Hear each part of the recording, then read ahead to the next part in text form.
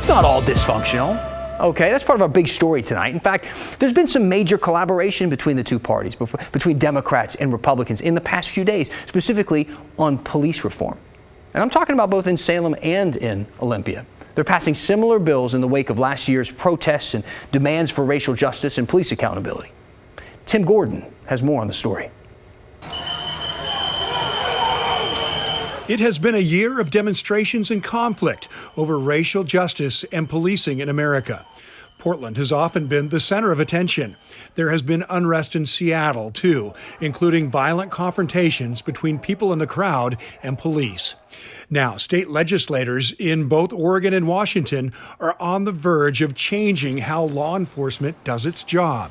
This is trying to address these things in a way that's going to be effective for everyone. Oregon State Senator Lou Frederick represents North and Northeast Portland. He is pleased there is some bipartisan support to get things done. Everyone got to work together to say, we want to see a safe community. Everyone wants to feel safe wherever they are. And we need to make sure that that's the case for everyone, not just a few people. If some of the measures become Oregon law, they would restrict use of chemical and impact devices in crowd control, require officers to report misconduct by other officers, require officer training in airway anatomy and certification in CPR, and establish a public database for misconduct and discipline. Michael Salvaggio is lobbyist for the Oregon Coalition of Police and Sheriffs. He says the organization has a history of pushing for improvements. We have stood side by side with a lot of the reform advocates, and I know that surprises some people.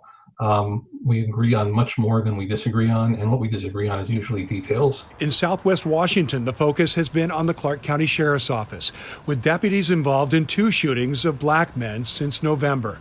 While the investigation process is still playing out, the Washington state legislature is moving forward. Measures there would restrict the use of tear gas to riots in prisons or jails, ban chokeholds, neck restraints, and no-knock warrants, limit high-speed pursuits, and restrict the purchase of military equipment. The Washington Association of Sheriffs and Police Chiefs appears to be mostly agreeable, but thinks a total ban on chokeholds would have unintended consequences. It wrote, the prohibition on chokeholds under any circumstances establishes a public policy that an officer should discharge their firearm or use another form of deadly force against a person, even when a chokehold could have been applied.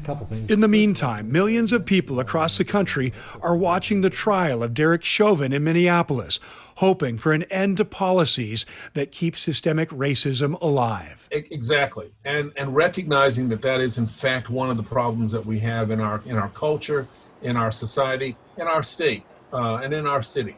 Tim Gordon, KGW News.